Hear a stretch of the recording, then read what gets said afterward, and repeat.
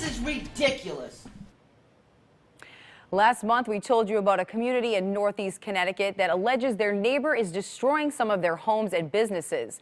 That neighbor is a company blasting rock in a quarry. Now the fight in this small town could mean big changes across the state. We want to bring in Chief Investigator David Iversen, who broke this story and is following it for us. David, what kind of changes are we talking about? Well, Aaron, the rules on the books were written in the 1970s, and they haven't been changed since. It's not just these neighbors asking for things to be changed, but a state lawmaker as well. It's a Saturday morning, and more than a dozen Thompson residents have decided to take a hike together.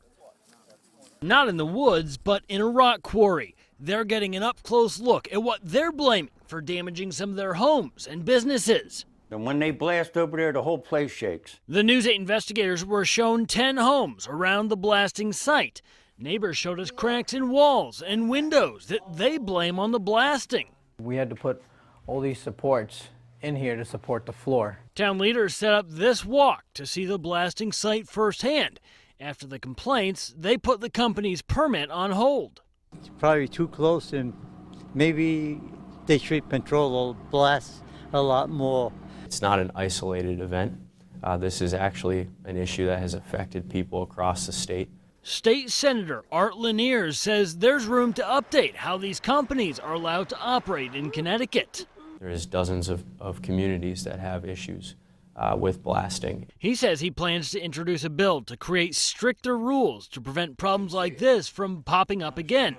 But what about Thompson? It's an issue the town and company have known about for over a year. Zoning enforcement officer John Mahone felt the blasts and took complaints as far back as August 2012. He sent this email to the fire marshal along with a number of nearby residents. This is ridiculous. Some of those same people are here where the zoning board has decided to give the blasting company another shot.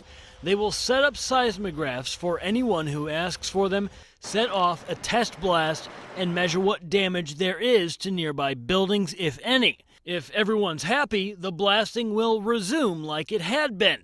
For Thompson residents, they expect the same issues to continue if the blasting does.